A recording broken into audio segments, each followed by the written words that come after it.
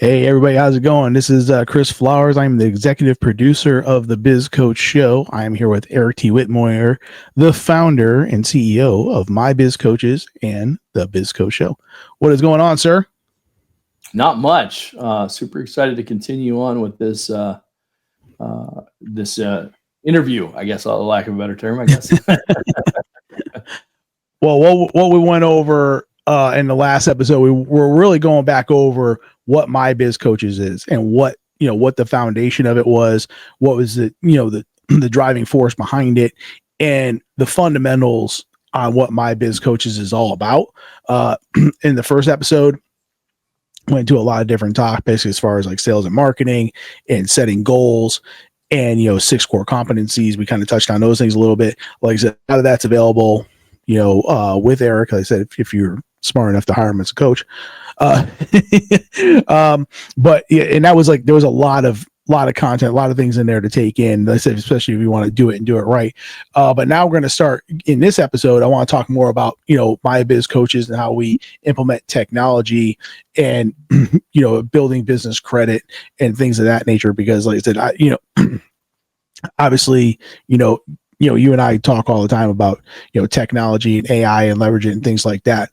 So, and it's here. It's not going anywhere. We talk about video marketing. Video marketing is here. There's no way getting around it. So, and that's what I do. So, so technology adaptation, it can be overwhelming to a lot of business owners, especially got guys that are, used to, working with their hands and things like that. They're more, hands-on kind of people. So what tech tools or systems do you typically recommend that you can implement with clients? Yeah, well, you could probably speak to this better than I could. Yeah, I probably could. As I do. That is true. Yeah. What I would say, as a matter of fact, you're like, hey, did you know you could do this with this? I'm like, no, I didn't know that.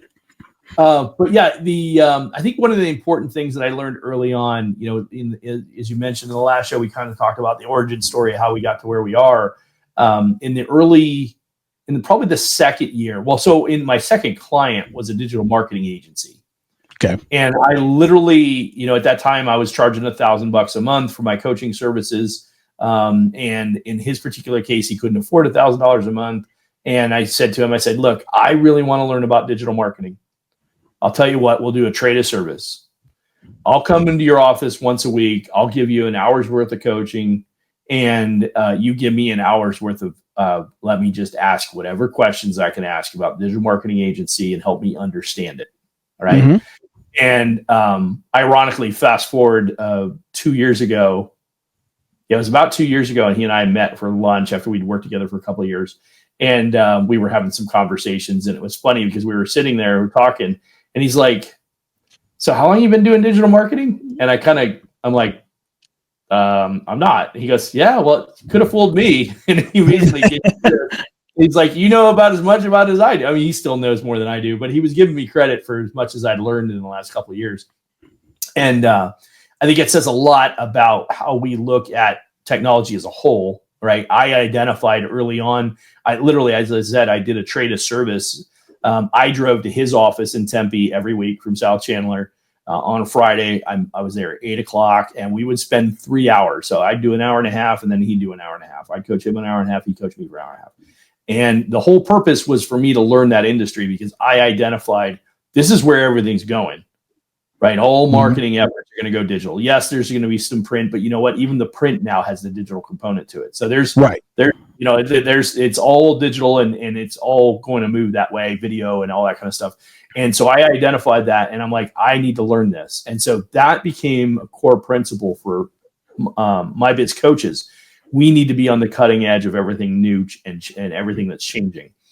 And so I've done that on a number of occasions. You've experienced that firsthand in some regards. I have the exercise that I went through with the TikTok and what I went through with LinkedIn and learning how to use those platforms. I didn't know anything about. I mean, I'd been on LinkedIn for years for my corporate career, but LinkedIn had evolved. And so 3 years ago, I'm like, I need to make sure I learn this. And then finally 2 years ago, I just sat down and said, okay, I'm posting every day. I don't care what it takes. And I posted 5 times, 6 times a day for I think I did it for 5 months. And, people are like, oh, isn't that going to hurt the algorithm and all that kind of stuff? I said, yeah, maybe. But here's what I know about learning: fail forward faster. Okay. Right. We get to a certain point in our lives where it's like, you don't want to try too much too fast, because then you'll fail. And if you fail too many times, it hurts. But the truth of the matter is that's the only way you learn, as I said in the last show, right? The way you learn is through failure, through setback, through disappointment. And that's the only time that you're reflective. Like when you're winning, you don't go back and reflect on it as well as you should anyway. You should, but most people don't. You don't go back and reflect on it and say, oh, well, I could have done this better. I could have done that better, because you won. You don't think about it like that. When you lose, you're definitely a little bit more reflective. You look at it and say, well, I could have done this, or I could have done that. I should have done that, right? But what I've identified is if I can just fail forward faster, I will learn at a rate that exceeds what everybody else will learn at. And so I only have so much time in a day to do that. So I have to pick my categories strategically. But at that time, LinkedIn was the one I needed. That was the one that was really growing. And that was the one that I really put my time and energy in. But I've done that in a number of different categories of the areas of business, right? And I put a lot of time in understanding, trying to sell businesses and how hard that can be. I had done it in the past, but now I understand at a whole nother level after spending time with different brokers and really understanding from their perspective, their frustrations, right? And so anyway, as we talk about technology, whether it's I know we'll probably talk about CRMs at some point, but whether it's a business management solution is what I would call it. Like in a law practice, you use a software called Clio, or there's a number of them. Clio is one of them, but you use it to manage your business, right? Today, if you're running a service-based business and you're not using some type of platform that brings all your clients together, so in a sense, it's a CRM, but it's also how you invoice clients. It's also how you manage your work staff. It's also how you maybe post your social media content. So it ties all these components in together into what I would call a business management solution. It's the equivalent for the retail environment. It's the equivalent of a point of sale system. Okay. Right. So it's like everything that I do in my business in one place. Well, that's the beauty of that, is now I have all my data in one place. Yeah. And that's the important part of technology, is identifying these different tools that are going to help you extrapolate information about your business. And so you can make better decisions about your business. But you can't do that if you're not using the technology. And then when we talk about technology, you talk about the digital media and things like that. I mean, you mentioned it. This is where it's all going. Oh yeah. You had your learning lesson with TikTok, right? You admitted you were like, I don't really see the value in it. And I said, I do now. Yeah. And share again what you said the other day, is that was the takeaway on TikTok. Well, I said it was kind of funny because I was completely against TikTok. Okay. Like, I'm not giving the Chinese my information. Like, first of all, you got a smartphone, so they already got it anyway. So, so guess what? So you kind of, you demystify me. What Eric had said to me about TikTok is TikTok, for anybody like 35 and under, that's their Google. They're not going to Google. They're going to TikTok. They want to find information. They're going to. So if you want to read, and everybody's like, well, these are a bunch of kids on there dancing and shaking their ass. It's like, no, dude, that's the next level of consumer for you. Yeah. Okay. They may be younger today, but guess what? Sooner or later, they're going to be at that level. And where are you going to reach them? You're going to reach them there. Okay. Yep. So you better expand. And I took that to heart. So, okay, with a grain of salt, I took it and did it. Well, I just started my marketing arm, for Here's the Deal. I just landed, my first big ticket, like sold the highest ticket that I got off of TikTok. I was going to say, TikTok was the primary component of that sale. Right. They said, hey, I saw your stuff on TikTok. I think it's really great. I want you to help my daughters with their business and things like that. So I was like, done. Let's go. Yeah. Let's roll. Yep. So like I said, right there, if you don't, if you're not adapting and you're not, everybody's like, well, I do it this way. And it's like, you got to go where the clients are, man. And guess what? Clients are on TikTok. Are going to be on some other news stream that you have to adapt for, man. Right. Yeah. Great point. I appreciate you sharing that, because I think that's so impactful, and that's not different than what we engage with most of the time with our clients. Is that they're apprehensive to take on something new because they don't want to learn it. They don't want to take the time. But like I just said, sometimes you just got to dig in and you just got to fail forward. You got to learn how to do it, and you got to push yourself through it. And if you have the money and you can pay somebody to do it, then do it. But most of us small business owners don't. Right? If 91% of us are not doing $1 million a year, we probably don't have the disposable income to go pay somebody to do it. So we're going to have to figure it out. And so Right. you carve out an hour a day for 2 weeks, and you'll know what you need to know about it. You do it for a couple of months, you're going to have a better understanding than most people. You'll probably be in the top 10, 20% of people that understand that platform. If you do it for a year, you're going to be in the top 1% of everybody about that platform.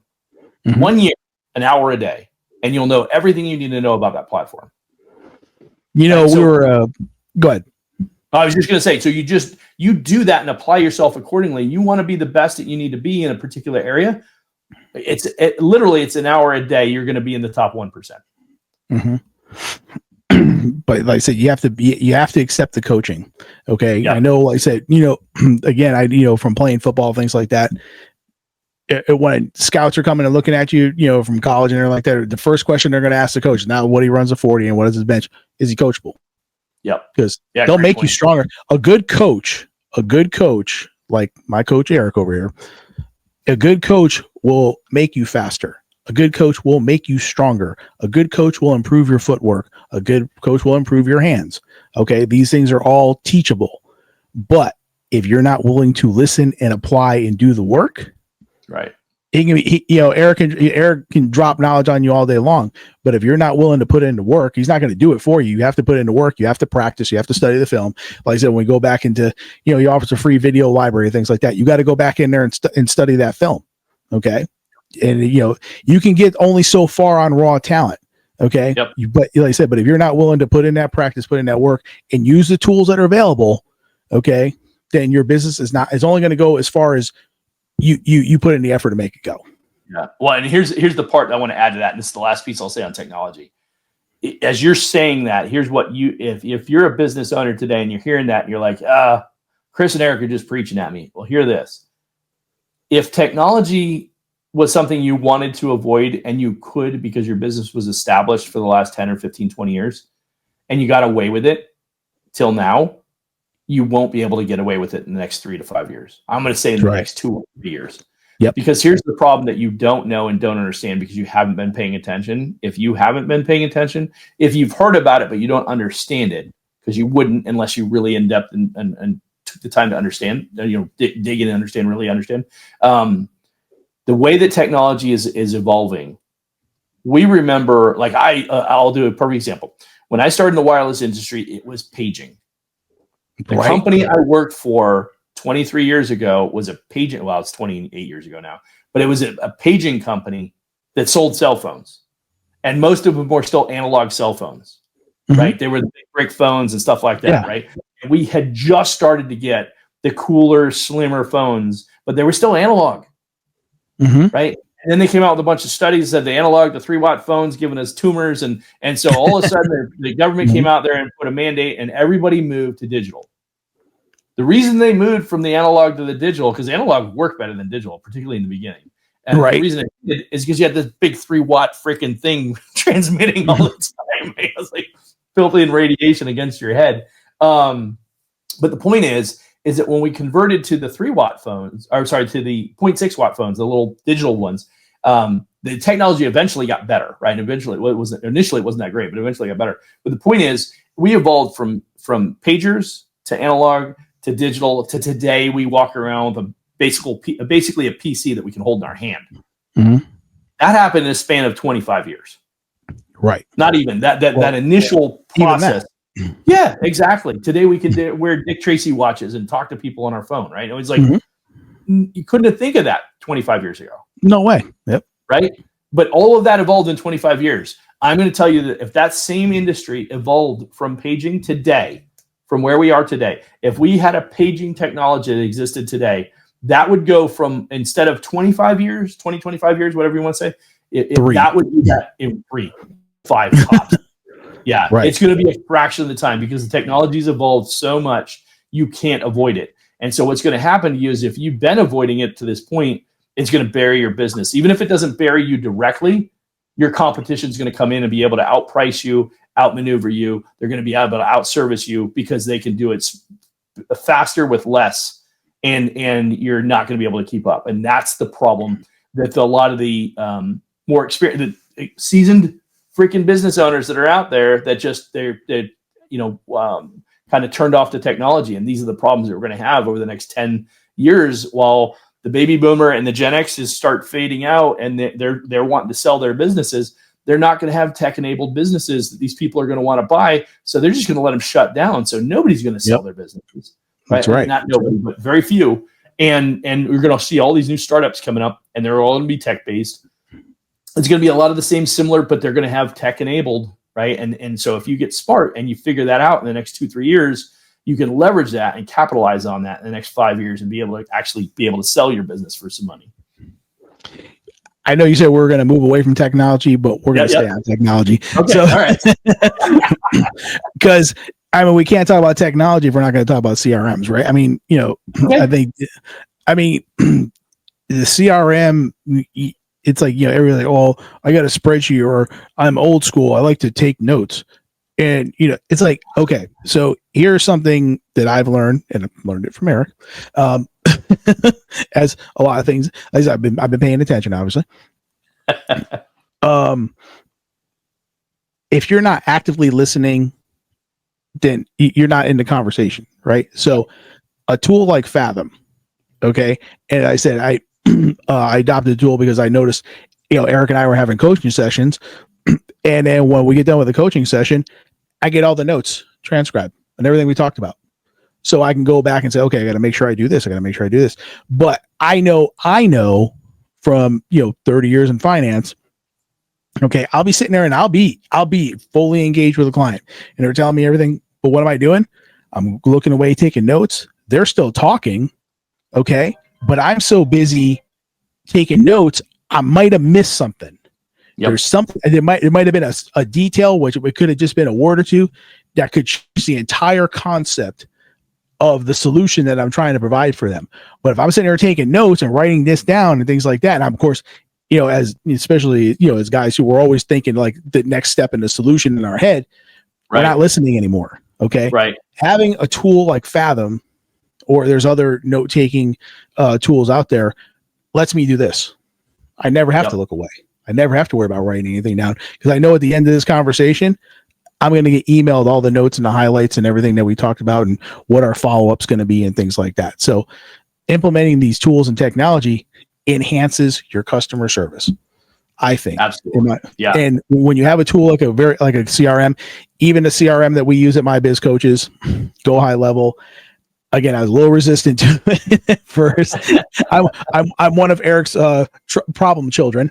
I was a little resistant to it at first, but like he said, once I started kind of messing around with things like that, did you know I could do this? I was like, you're like, okay. Yeah. So it really helps from the fact of, oh, I said, oh, I can do my emails here. Okay, I can send out a new newsletter blast here. Oh, I can, here's my pipeline. Here's it, and everything in between. It's like it's the one-stop shop. Some people might be familiar with different ones like Salesforce, things like that, because they worked at corporate, but it's definitely a tool that you have to adopt when you become the business owner. When you're not working for somebody and you become the business owner, it's a tool you absolutely, because doing things on a spreadsheet and stuff like that, and then it's like I said, the time consumption is going to kill you. It's going to bury you.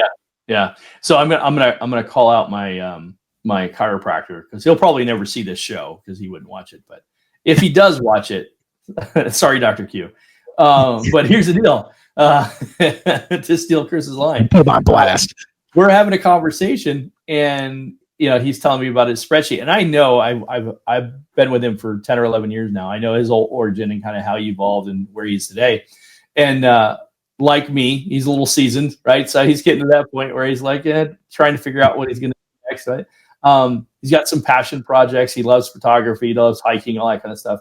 But we were having the conversation about his CRM, and he had a company that he used that was like a integrated CRM. So it was designed specifically for chiropractors, but he got frustrated with it. He felt like it was too expensive. And so he ditched it, and then instead created it all in spreadsheets. And he did a great job. I mean, like we were talking about, I was going on about how it's so important to analyze all your data, your break points, your touch points with every client, right? And like, so he had his digital funnel basically where he tracked how many engagements he had every day, how much dollars he sold, blah, blah, blah, blah, blah. He's got it all figured out.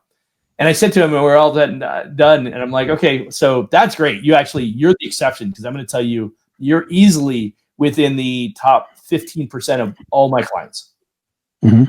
Right? Just by doing that, because you have a better handle on your data than the vast majority of all my clients. Here's the only thing I have for you, in contrary to what you just told me. Everything all about all the spreadsheets you built. I mean, like, we're talking elaborate spreadsheets, pages and pages and tables and all this kind of stuff, right? I mean, probably more than I would do, quite honestly, because I'm pretty analytical when it comes to spreadsheets and everything. I said to him, how much time did it take you to build all that? Oh, yeah. And what's that worth, right? If you're worth, I don't know, 150, 250 bucks an hour, what's that worth for you for all the hours you spent building that? Wow. And it was kind of like, oh. But the question is, at the end of the day, yeah, you could build it and save yourself some bucks. Well, is it really worth all that time? Mm-hmm. I mean, you're talking about a guy who likes to go rim to rim on the canyon when he hikes, and he takes all kinds of beautiful pictures and all that kind of stuff. I'm like, how many weekends did you give up hiking because you were, building out these spreadsheets? Right. Wow. Regardless of the money, how many weekends did you give up doing something you love to do because you're building out these spreadsheets? And so my point to those people that want to be those do-it-yourselfers, I get it. I'm that way too with a lot of things. And sometimes when you don't have the budget, you just got to do what you got to do. But right. had you gotten 2 more clients, would that have justified the cost of paying for that software? Right. Rather than trying to recreate the whole thing, right? Look at it from an ROI standpoint, man. Look at it from an ROI standpoint. Right. And so, and unfortunately for most small business owners, that's the biggest problem. So, and here's the key with the CRM. And I did a presentation on CRM last night. As a matter of fact, we'll probably do a show just on CRMs in the coming weeks. But what I went through was just kind of all the different things. Like, a CRM is not just a pipeline manager. That's a component. It's not just a collection of all your emails so you can send out email blasts.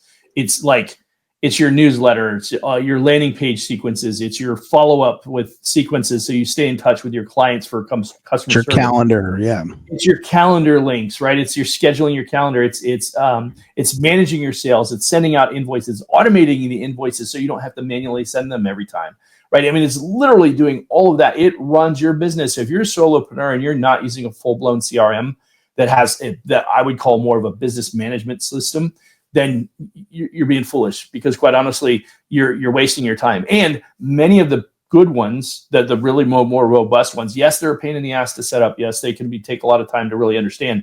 But if you invest the time to understand it, for those people who are telling me, oh, I need an assistant, if you had one of these, it would do 90% of what your assistant would do. If you're that busy that you need an assistant even with that, well, then they can manage that for you, and you don't even have to manage the CRM.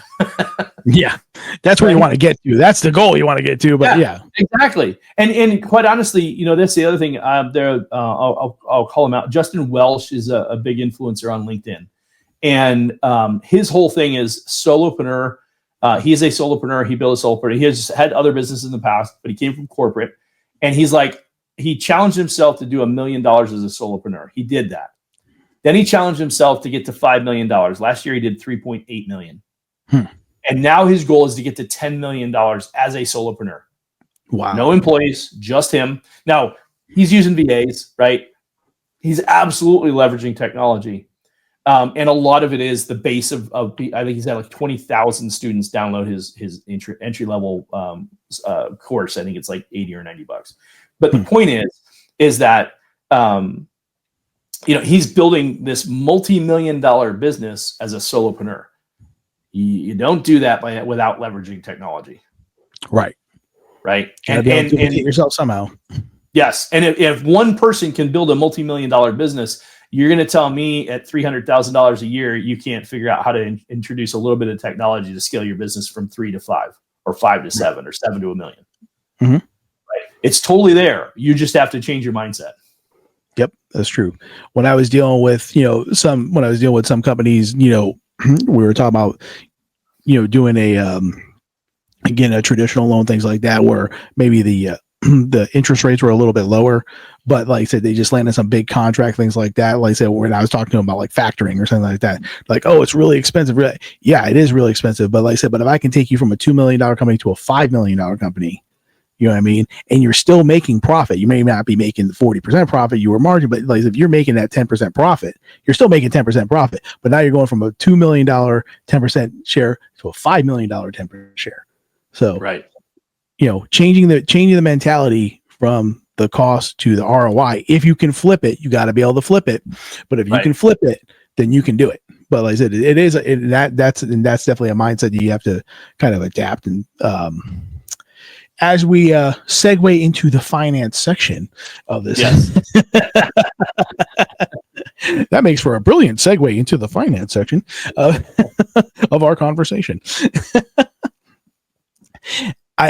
This is something that My Biz Coaches has evolved into recently. Also, we're talking about building business credit. So business credit and finance are obviously critical for growth, like we just gave an example of things like that. Because if you don't have access to that capital, then there's no way you're landing that $5 million contract. And that's the bottom line. Here's the deal. So especially during tough times, how can you talk about your partnership with SMBC Solutions and how they help access the financing? Yeah. So good. So SMBC is evolving as of this year, and then that organization will be different. It'll be known as a different name here in the very near future. But we developed. So first of all, I acknowledge that one of the big gaps was financial education.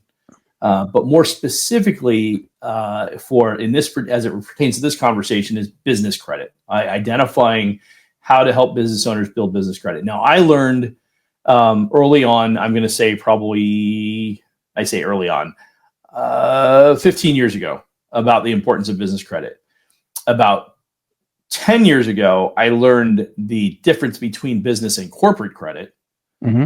And like when I had my trucking business, I very extensively leveraged business and corporate credit to scale that. So I took $220,000, maybe. I don't even think it was that much. It was probably less than that. It was a little over 200,000 that I took and scaled into a $6.5 million a year trucking business. Went from 0 to 27 trucks in 11 months. Mm-hmm. So I took $220,000, or call it whatever it was, 210, and business credit. Leverage the bejesus out of it. Yeah. Now that's good and bad. The good news is I showed how you could scale something really fast, very effectively, if you knew what you were doing and you applied these principles well. Now there's a downside to it, and the downside in the end is it kind of spun out of control. I got too top heavy. Couldn't keep up the cash flow, but they were calculated decisions. I knew exactly what I was doing and how I was doing it. And in the end, the mistake that I made, which I share with everybody today, I'm like, you won't be able to grow a business without business credit. And if you're struggling, if you're at a couple 100,000 and you want to go from a couple 100,000 to 5 or 700,000, or you're 5 and 7, you want to get to $1 million, you're already at the point where you should have applied for and developed business credit. You should have already gotten a line of credit. You should have multiple business credit cards. And I hear people all the time, I don't need credit. I use cash flow. I'm like, okay, until the day you need it, you don't need it. And that's good. As long as you don't need it is when you should be applying for it. And quite honestly, you want to get as much as you can, because as soon as you need it, they're going to tell you don't qualify for all that. Right. Right. And worse yet, if you don't get it and now you need it, not only are you not going to be, or you're not likely to get it, but if you do get it, it's going to cost you twice as much, and it's going to be that much harder to get. You're going to have to jump through all kinds of hoops, sign over every last child you have, which may or may not be good for you. And at the end of the day, the truth of the matter is, it is nearly impossible when you already need it. Mm-hmm. You have to get access to credit before you need it, and you always will need it. If you intend on being in business 5 to 10 years, you're going to go through at least one or two 2008s or COVIDs. Mm-hmm. Something like that is going to happen in 10 years. At least one, if not two. Or let's say a 20% market correction, right? A 20% market correction, which if you ask any financial pundit, they'll tell you we're ripe for that in the next couple of years. If that happens and you're not prepared, by the way, quick math, if you're making 10% on 500,000, you're making a $50,000 profit. You probably pay yourself a salary. So let's just say you're netting $100,000 a year. If there's a 20% market correction and that affects your business in any way, which it has to, it's 20%, right? That changes your lifestyle. Oh yeah. right? That means when you're only making $100,000, a 20% hit to your business, it's 20% of the top line, not 20% of $100,000. Right. So 20% out of 500,000 is now 400,000. That means you're not making $100,000. You're probably making $40,000 in profit, right? So it completely changes the dynamic of the whole business model. And now, in that only lasts 6 months. That's all it takes to bury your business. That's all it took for me to go upside. It only took me about 2 months for me to go from $550,000 a month to like I think we did about 340 or 350 for about a month. But just, it was about 6 or 7 weeks. So we dropped off about 180,000 for about 6 or 7 weeks on a monthly basis. And just like that, I had to spin out my entire business over the next 3 months. Wow. So, having access to credit in an effective way, having resources available to you, that was the problem, is I didn't have that going in. And had I built that in advance so that I didn't have to use the high leverage resources that I did use, I would have been in a much better position. So anyway, I say all that to say, and obviously this is your space, Chris. I'm sure you got some things to share as well. But as it relates to business credit, it's a right way to leverage that tool. It's a wrong way to leverage it. There's also a calculated way to take it business is risk. You're going to take on risk. Right. But just make sure it's a calculated risk. Make sure you know what you're taking on. Here's the problem I see. Most of the people that take on the loans that they take on don't know what they're signing. Right. Fortunately, they said we've seen it a million times where somebody's like, okay, again, it's a mentality shift too, to where it's like, oh, well, if I go and get this loan, they're going to want my tax returns. They're going to want my debt schedule. And then they get suckered into like, hey, I can fund your account in an hour. Just send me over your merchant statements, things like that. And then you get sucked into the most vampire loan there is out there called merchant cash advance. And you are officially screwed. So you might as well shut the doors at that point, because you're never getting out from under that damn thing. Like I said, we've seen it, but like I said, but it they can fund it in an hour and I don't have to fill out any paperwork. Okay, great. Well, you don't know what you just married into. So and we've tried to, get companies out of these, nightmare deals and things like that, because they don't want to take the time. Like I said, they don't have the coach who can walk them through the planning process. Okay, get the money before you need it. Yep. When you got to make payroll and your accounts receivables, went from 60 days to 90 days or 180 days because you landed the big contract, you landed Amazon. Great. Guess what? Amazon's going to pay you whatever the hell they feel like paying you. Okay. Exactly. And if you don't understand cash flow and you don't understand, like I said, top line revenue is one thing. Cash flow is a completely different subject. If you don't understand the cash flow of it, okay, you need money to make payroll this week. Okay. Amazon's not paying you for 3 weeks or 3 months or whatever. You got to pay it. You got to pay it. Where are you going to get the money?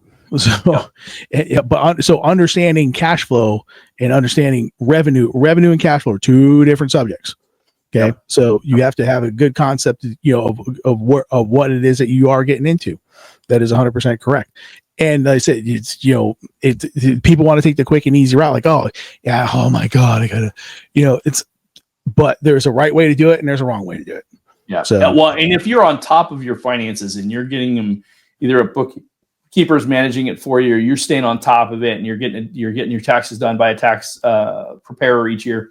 If you're at least doing that, which is the bare minimum, by the way, not good, but a bare minimum, you won't be that hard to pull that information together and send it over to your financial pro.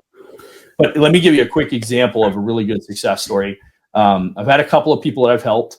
I mentioned some clients that they were growing the business and they needed some business credit. And so we were able to do a program for them that helped them get some credit cards, some business credit cards. I think in the year of the program that they were in, within the first 90 days, within the first 45 days, I think they got upwards of like $60,000, $65,000 in business card credit that they were able to leverage in the early days. This is before they even had cash flow. Before they even had cash flow. This is a business credit card. This is a couple of cards added up to $65,000. And then fast forward, I think they're up to like $150,000 in a year. Business credit, right? So huge, right? And they've used very little of it. I'm going to say maybe maybe 25,000 of that 150,000 they've actually used, but it's there. It's there. Right? Bad scenario, it's there. And much of the 25,000 was on 0% interest because they had promotional interest rates in the beginning. So they're just paying minimum and leveraging the 0%. Especially when money was super tight. Now another client that I have, a law firm, they ran into a situation where they had September was really tough for them going into October. There's a lot about the whole presidential election. Things really seem to slow down. People are slow to make decisions. Their particular practice, people were like, I don't have to do it right now, so I'm just going to sit on this. And so they weren't doing anything. So they didn't close. Money was tight. Had to take a personal loan to kind of bridge the gap. We just started on a program, worked with a server servicer, somebody that we partnered with through the SMBC program. We partnered up with them, put them in front of somebody. The relationship took a little time to evolve and develop, but in the course of 5 months, we just had our coaching call this week. She's got able to qualify for a line of credit, actually probably a second line of credit, couple of credit cards. All in, I'm going to guess it's going to be somewhere in the neighborhood of about $150,000. Nice. So they went from September, had to borrow a personal loan from somebody to make ends meet, and didn't have the credit to qualify. Couldn't qualify for anything in September. Now here we are, the middle of January, and they're qualified for as much as $150,000 because they followed the program. Nice. Right. I mean, we have solutions for people if you just follow the stinking program. If you are coachable, we have the program. There you go. Coachable, we got a solution for you. Another thing I just want to riff on real quick too is like you have to understand that, and Mira talked about this when we were doing the interview, things like that. Cash is a tool. Okay, you have to know how to, but have to know how to use the tool properly. If I had this conversation with one client I had with $1 million, where the first thing they say is, okay, they come in and they say, talking to them, they're like, what is it you're looking for? I'm looking for a line of credit. Okay, why do you need a line of credit? That's the first question I ask. Why do you think you need a line of credit? Well, I got to buy some equipment. I'm like, you're wrong. Okay, we're stopping right there. You have to understand the categories of credit as well. There are things that you put on a line of credit, anything that's going to be 90 days or less, that you're going to pay that line of credit back, things like that. That's where you use a line of credit card, things like that. Short term, 90 days or less, you're going to pay that sucker off. It's got to revolve. Anything like, hard say like equipment, TIs on a building, buying a building, material like that. Those are things you're going to want to get some term loans on, let's say, so that way you can extend those out 3, 5, 7 years, things like that. Then you know what your monthly payments are. Okay. Right. And you can budget that in. Okay. So that's the thing. But you got to go through coaching with the right person to understand what the tools are, what these things are available. What's the right programmer for the right solution? It's a great point, Chris.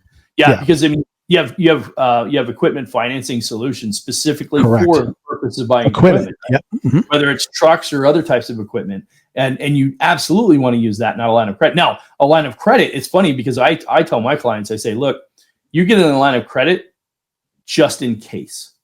Right. Your line of credit is not for anything else other than just in case. If you're getting a line of credit to do something with specifically, I'm like, either put it on a credit card and get a 0% interest for 6 months or a year, which we can help you do that, but don't get a line of credit. The line of credit is there as a security blanket. Hell, I tell my clients, I'm like, if you can't qualify yet, let's get $20,000. Let's walk into a local regional bank and ask for a secured line of credit, and you put up the $20,000 to secure it, just so you could start building credit. Because in a year or two from now, the bank's going to come to you and say, "You've been doing such a great job," and then just put a little bit on it every month, right? And then pay it off, and then pay it off, and every other month, every third month, whatever. But I said, and then in 2 years, they're going to come to you. A year, 2 years from now, they're going to come to you and say, "You know what? You've been doing such a great job. We're doubling your line of credit to $40,000." And you didn't have to secure the second additional $20,000, right? Yep. But I said, but if you don't establish it, you won't have it. Right. And they might even come back and say, you know what, we're even going to release the deposit that you put up. Right. So you don't have to guarantee with the deposit because you've got good credit now, but you're building business credit. And then eventually the ultimate focus is for us is the long term, 3 to 5 years from now, 10 years, whatever it takes. is to establish what we call corporate credit or non-recourse loans. So that when you're borrowing, let's say you borrow to buy real estate, you're not personally guaranteeing that stuff anymore. The company is big enough to guarantee it for you. That takes years. Doesn't happen out of the gate. It definitely takes a process, right? But it's a process. If you don't start that process, it will never get there, which means you'll be personally guaranteeing everything. I've seen people have a business for 20, 25 years, get to the exit, decide that they're going to shut the business down. They shut it down, and they're still on the hook for personal guarantees that they had from freaking 15 or 20 years ago. And so they don't have a ton of debt, but that's the first thing they need to figure out is I got to pay off this debt before I can shut the business down. Yep. Right. And you don't want that hanging over your neck for 20 years. Not when you can resolve that if you know what you're doing. Yeah. Plus, like I said, did you calculate into your exit strategy when you devised your asking price? Exactly. Mm-hmm. But this is the knowledge that you get with My Biz Coaches. This and a whole lot more. That's right. All right, man. Well, I said, I think we covered the basics. I think we covered what My Biz Coaches is, and I think we covered how important it is to have the right coaches, especially if you got some actual. If you're having a hobby and you're selling stuff on Etsy, great. But if you want to actually turn this thing into a business, you got it. I don't care. You can talk about Tom Brady all you want. Without Belichick, it didn't happen. You could talk about Patrick Mahomes. Without Andy Reid, it doesn't happen. Okay. That's right. You know what I'm saying? Be the best quarterback athlete in the world. Michael Jordan, and multiple coaches. Yeah, multiple coaches. But without Phil getting them started, okay. Yeah, absolutely. Things like that. So you got to have the coach, man. You got to have the coach. Especially if you want this thing to grow at all and things like that. And I like I said, me being a finance guy, okay, I've been in finance for 30 years. I've learned so much from Eric in like one conversation that I wouldn't have grasped before. I'm like, damn, he's right. But like I said, because I'm thinking about, maybe I'm thinking about the finance side. Okay. We can have that conversation, but did I think about the marketing side? Did I think about expanding over into TikTok? Where I just landed my first marketing deal, my first large ticket marketing deal, things like that. Wouldn't have happened without the coaching. Wouldn't have done it. I wouldn't have thought of it. Okay. So that's the thing. You got to have somebody that's from the outside looking in, that's willing to expose your weaknesses. Like I said, that, and we'll go back to football. You got to watch the game film. Right. If you did a play great, you can see why you did the play great. You ran the route right. You let the ball loose on time or whatever. Like I said, you followed the blocks, you read the block, bam, you put your foot in the ground and took off.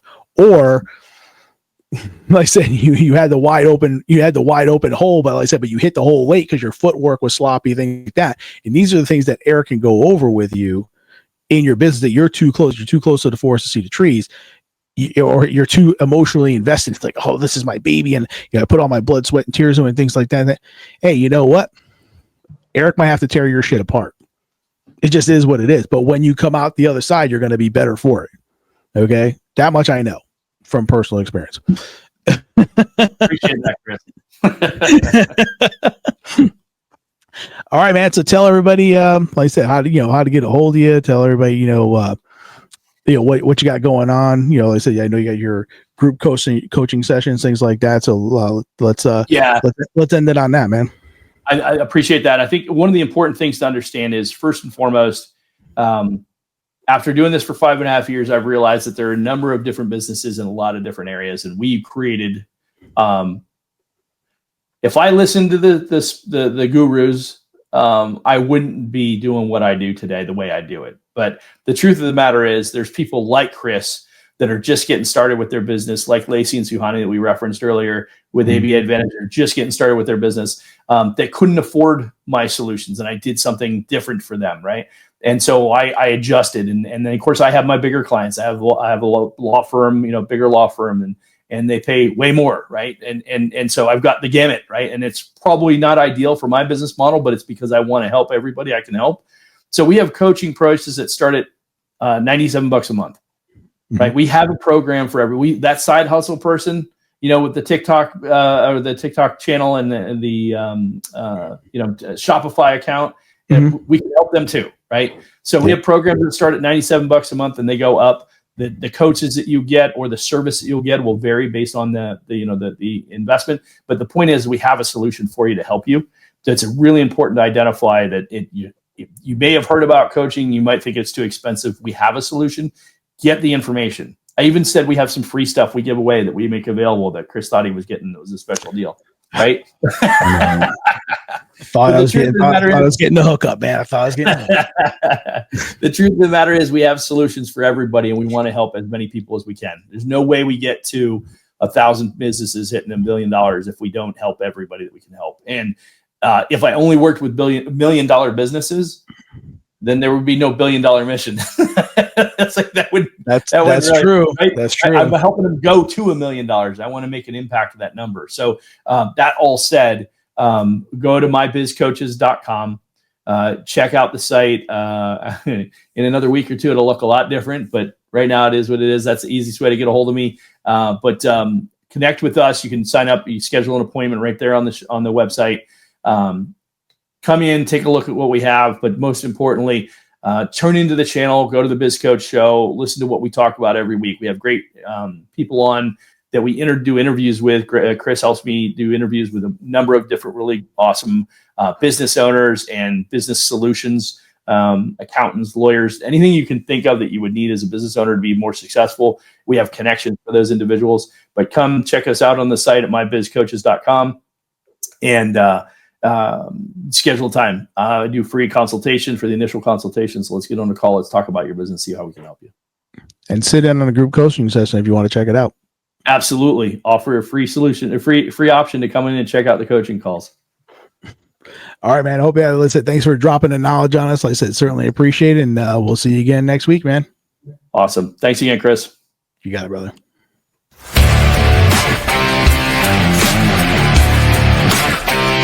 Thank you.